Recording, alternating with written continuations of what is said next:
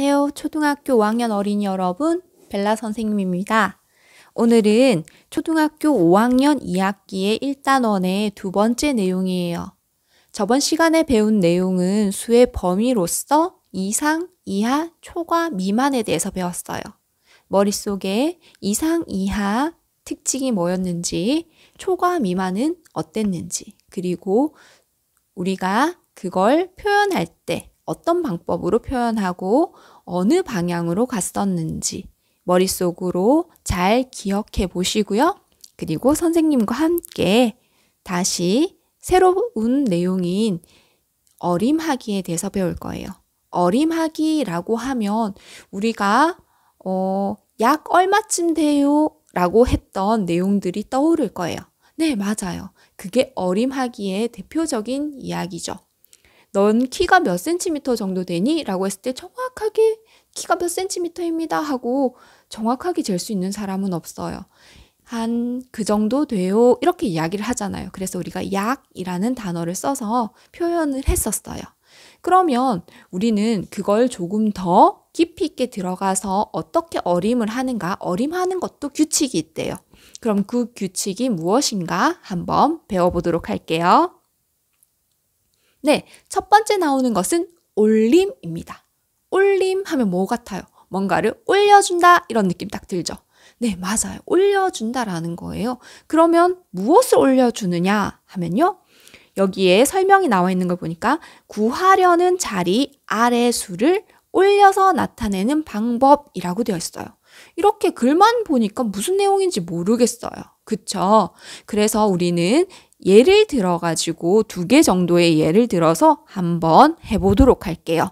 첫 번째는 347입니다. 347이라는 숫자가 있습니다. 이런 수가 있는데 이런 수를 어떻게 올림할 거냐라는 부분도 정확하게 알아야 되거든요. 그럼 어떻게 올림을 할 거냐라고 문제에 나와 있을 거예요. 거기에 어떤 식으로 나와 있냐 하면 이렇게 나와 있어요. 올림에서 10의 자리까지 나타내기. 어디까지? 10의 자리까지. 그 말은 10의 자리까지 나타내라는 이야기죠. 그럼 1의 자리의 수는 어쩌니? 하고 물어보는 거예요. 1의 자리수는 어쩔까요? 여기서 뭐랬죠? 아래 자리수를 올려서 라고 이야기했어요. 아래 자리수를 올려서. 그 말은 7을 하나 올려줘서 7을 더하는 거 아니에요? 7을 하나 올려준다라는 건 347이 뭐가 된다는 거예요? 350이 된다는 걸 의미합니다. 어느 자리까지 나타내면요? 10의 자리까지 나타내면요. 우리는 그 나타내야 되는 자리 밑은 모두 0으로 나타내 버려야 하거든요. 그러면 100의 자리까지 나타내어 보아라 이렇게 이야기한다는 건 100의 자리는 지금 우리가 알다시피 300이라는 수죠. 그러면 밑에 있는 이 수를 뭐 해줘라? 올려줘라. 그래서 얼마가 된다?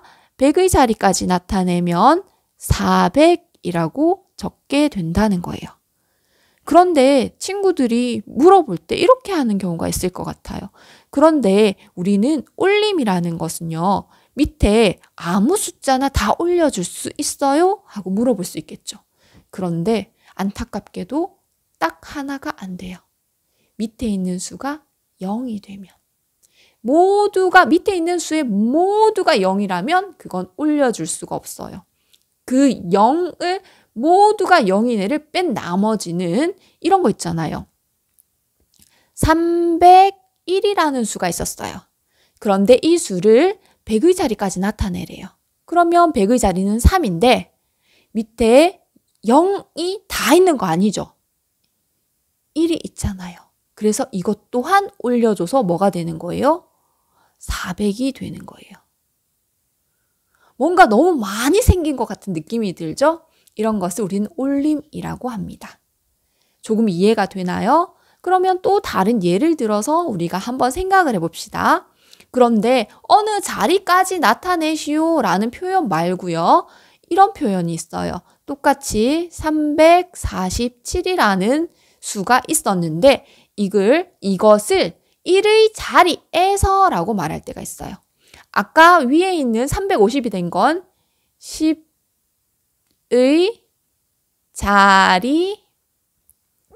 자리까지라는 표현으로 썼거든요. 그런데 그것과 똑같은 답을 쓰는데 1의 자리에서라고 해서 까지라는 단어를 썼으면 거기까지 나타내라는 거고요. 1의 자리에서라고 하면 올림을 어느 자리에서 하는지에 대한 이야기를 하고 있는 거예요. 그러면 1의 자리에 있는 수를 반올림을 해주라는 거죠. 그래서 이 결과는 얼마가 된다? 350이 되어서 똑같은 결과가 나오지만 질문이 조금 달라질 수 있어 라는 거예요. 이해가 되었나요? 그러면 올림을 이제 배웠어요. 다음 나오는 어림하기는 버림입니다. 뭔가 버린다라고 하니까 슬퍼하는 친구들이 있었어요. 너무 아깝잖아요. 이렇게 말하는 친구들이 있었어요. 뭔가 올림을 하면 이득을 본 것 같고요. 버림을 하면 뭔가 낭비를 하는 것 같은 느낌이 들기는 해요. 하지만 꼭 그런 게 아니라 상황에 따라서 그런 것을 쓰는 경우가 있어 라는 거예요. 한번 볼게요. 버림은 도대체 뭔가? 구하려는 자리 아래 수를 버려서 라고 되어 있어요. 버려서 나타내는 방법. 이건 정말 쉬워요. 왜요? 버린다라는 건 모두 0으로 바꿔버려! 이 말이거든요. 그러면 어떻게 하는지 한번 볼게요. 526이라는 수가 있습니다. 선생님이 이걸 표현하는 방법이 아까 2가지로 나타낼 수 있다고 했죠. 네, 그래서 아까와 똑같이 10의 자리까지 나타내 보시오 라고 이야기한다면 10의 자리 밑은 모두 뭘로 바꿔버려? 0으로 바꿔버려. 변신하겠습니다. 520 하고 끝이 나버린다는 거죠. 뭔가 쉽죠? 하지만 뭔가 6이라는 걸 버리기는 조금 아까운 느낌이 들기는 해요. 하지만 그걸 수학적으로 접근을 하는 거니까 아깝다는 생각은 하지 마세요. 그리고 또 이 문제를 바꿔서 100의 자리까지라고 이야기를 한다면 우리는 100의 자리에 있는 숫자를 쓰고 나머지는 0으로 변신하게 되는 겁니다. 이게 버림이라는 거예요. 알겠어요? 그런데 이런 버림을 했는데 원래 있던 수와 똑같은 경우가 있어요. 언제인지 알아요? 이런 경우겠죠? 우리가 10의 자리까지 나타냈는데 1의 자리가 0인 경우. 다시 말해서 520은 10의 자리까지 나타내어 보면요. 똑같이 520이 되는 거예요. 아, 내가 구하려고 하는 어느 자리까지 나타내시오 밑에 있는 수가 모두 0이라면 버림을 했는데도 원래 있던 수와 똑같아질 수 있겠구나라는 것을 알게 됩니다. 그러면 마지막으로 나오는 내용이에요. 반올림을 한번 배워볼게요. 반올림은 반반, 뭔가 반반인 것 같죠? 양념 반, 프라이드 반 이런 느낌이에요.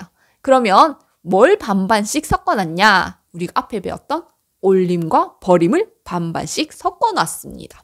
어떤 때는 올려줘, 어떤 때는 버려버려. 근데 그 기준이 뭐냐면요. 5예요. 5를 기준으로 해서 5보다 크거나 같으면, 다시 말해서 5, 6, 7, 8, 9가 되면 좀 많으니까 올려줘. 5보다 작으면, 다시 말해서 0, 1, 2, 3, 4라는 수가 있으면 버려 이런 말이에요. 똑같이 공평하게 뭔가 조금은 너무 큰 수를 버렸을 때 억울한 느낌이 들었고 1이라는 숫자가 있었는데 그걸 올림하기에는 뭔가 너무 많은 걸 내가 뺏어온 느낌이 들 때가 있죠. 그럴 때 반올림이라는 아이가 조금은 더 공정한 느낌이 들게 만들어요. 그래서 우리가 많은 곳에서 이런 반올림을 쓰게 됩니다. 그럼 선생님이 방금 전에 했던 반올림을 어떻게 문제에 적용시키는지 한번 해볼게요. 문제는 462입니다.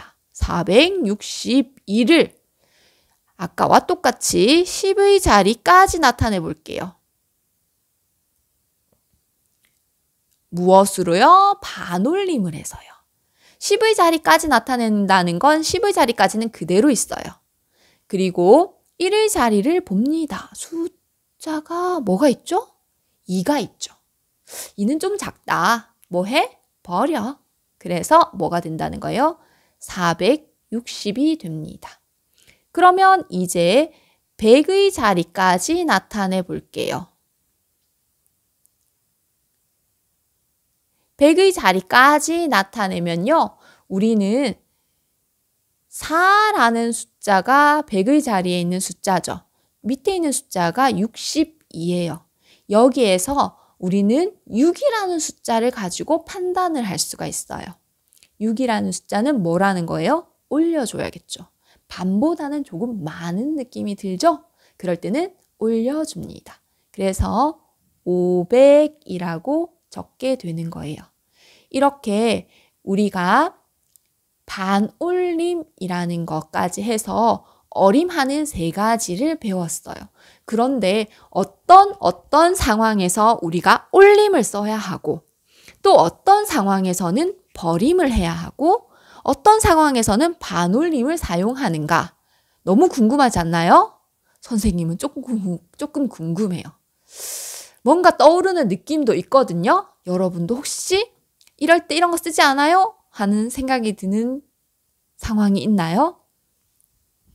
올림이라는 거예요. 올림이라는 거는 뭔가를 더 많이 해야 한다예요. 어떤 경우에 이런 것들이 있냐 하면요.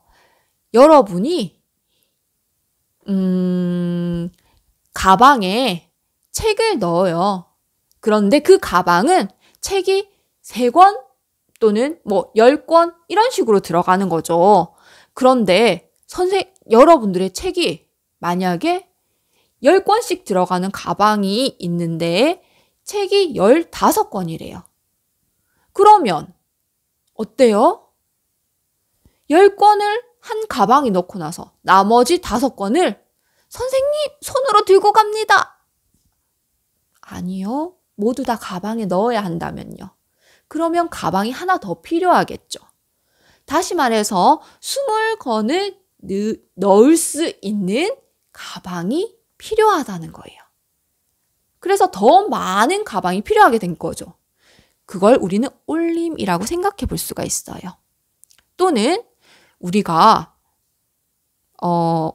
종이 접기를 하는데 색종이를 사요. 한 봉지에 10장씩 들어있는데 여러분이 종이 접기를 하는데 만약에 45장이 필요하다고 한번 생각을 해봐요. 그러면 선생님 40장짜리 4묶음만 사고요. 5장은요 그냥 안 할래요. 그렇게 할 수 있을까요? 그렇게 하면 완성될 수가 없잖아요. 5장이 모자라서. 그래서 우리는 어쩔 수 없이 5묶음을 사서 50장을 사게 되는 거예요. 이런 것들을 우리는 올림을 이용해서 문제를 풀 수 있다고 할 수 있죠. 그러면 버림이라는 건 언제 하느냐? 우리가 만약에 물건을 판다고 한번 생각을 해봐요. 그런데 그 물건은요, 어떤 상자에 5개씩 들어가요. 아니다. 우리가 지금 올림 버림을 하니까 10개씩 들어가는 걸로 한번 생각을 해볼게요. 한 상자에 10개씩 들어가는 어떤 물건을 판다고 생각을 해봐요. 근데 여러분이 그 상자에 넣을 물건이 만약에 72개가 있다고 생각을 해볼게요. 그러면 10개씩 상자 7개를 채우고 2개가 남았죠. 그러면 그 2개를 팔 수 있을까요? 선생님, 그냥 상자에다가 2개 넣어서 팔아버려요. 헉! 그러면 안 되잖아요. 그건 완성품이 아니잖아요. 온전한 상자로 팔 수 있거든요. 그렇다면 우리는 70개, 다시 말해서 7상자인 70개만 팔 수 있고 2개는 팔 수가 없어요. 그럴 때 우리는 버림이라는 걸 쓰는 거랍니다. 책에 보면은 이런 식으로 나와 있죠. 일정한 묶음으로 물건을 포장하는 경우, 동전을 지폐로 바꾸는 경우. 이런 경우 혹시 경험해 봤나요? 선생님은 그런 경우가 있었어요. 동전이 너무 많은 거예요. 그래서 슈퍼에 가서 동전을 꺼내서 바꾸려고 했어요. 그런데 뚜둥 1,900원이 있는 거예요. 그래서 10개는 1,000원으로 바꿨는데 무겁게 900원을 다시 들고 왔어요. 그렇게 해서 900원은 1,000원으로 바꿀 수가 없잖아요. 그런 게 버림의 의미가 될 수 있답니다.